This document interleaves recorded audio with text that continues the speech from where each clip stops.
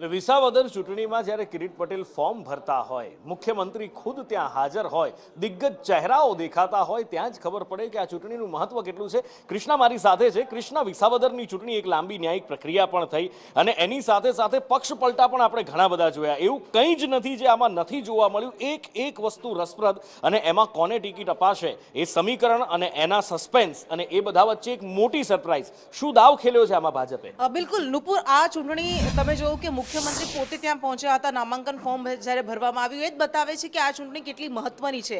વિસાવદર એક એવી બેઠક છે, છેલ્લે જે 2022ની ચૂંટણી થઈ, આટલી જંગી માત્રામાં, આટલી જંગી બહુમતી સાથે ભારતીય જનતા પાર્ટી જીતી, પહેલી વખત રેકોર્ડ બ્રેક જીત મેળવી.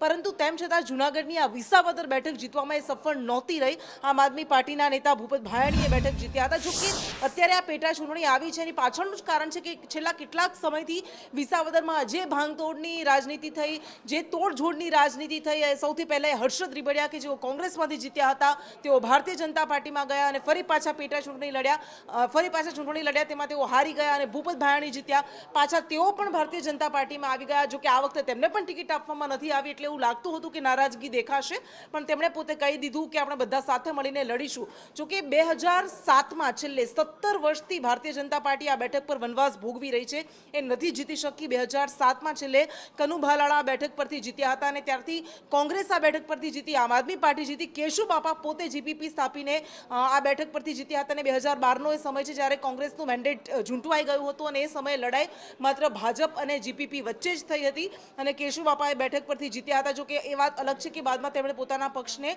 ભાજપમાં ભેળવી દીધો હતો, પણ એટલા માટે જ આ બેઠક ખૂબ મહત્વની છે કે અહીંયા કોંગ્રેસ જીત્યું છે, અહીંયા અપક્ષ જીત્યું છે, અહીંયા આમ આદમી પાર્ટી જીતી છે, પણ ભાજપને આટલી પ્રચંડ માત્રામાં બહુમતી મળી હતી, જીત મળી હતી, તે છતાં પણ એ બેઠક પરથી નહોતી જીતી શકી. અને એ જ કારણ છે કે વિસાવદર બેઠક પરથી આટલું એડીચોટીનું જોર લગાવવામાં આવી રહ્યું છે. ત્રણેય પક્ષોએ પાટીદાર ઉમેદવારોને ઉતાર્યા છે અને પાછળનું કારણ પણ એ છે કે ત્યાં બહુમતી, ત્યાં મોટી સંખ્યામાં જે મતદારો છે એ પાટીદારો છે, લેવા પાટીદારો છે. પરંતુ ગોપાલ ઇટાલિયા, આમ આદમી પાર્ટી આ બેઠક પર એટલા માટે પણ નજર રાખીને બેઠી છે કારણ કે ગત વખતે પણ એ આમ આદમી પાર્ટી જે 5 બેઠકો જીતી હતી એમાંથી વિસાવદર એક બેઠક હતી કે જ્યાંથી એ જીતી શકી હતી. અને ગોપાલ ઇટાલિયા સુરતમાંથી હાર્યા હતા, પરંતુ ભલે પોતે બોટાદના હોય, પરંતુ એમણે અહીંયા ચૂંટણીની જાહેરાત થઈ એ પહેલાં જ આમ આદમી પાર્ટીએ ઉમેદવાર તરીકે ગોપાલ ઇટાલિયાને જાહેર કરી દીધા હતા.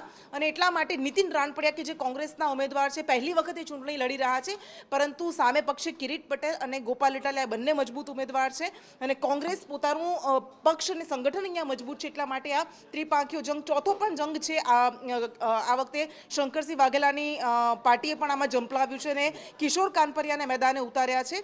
પરંતુ આ જંગ એટલા માટે મહત્વનો છે કારણ કે તમામ પક્ષ, તમામ ઉમેદવારો એડી ચૂંટણીનું જોર લગાવી રહ્યા છે.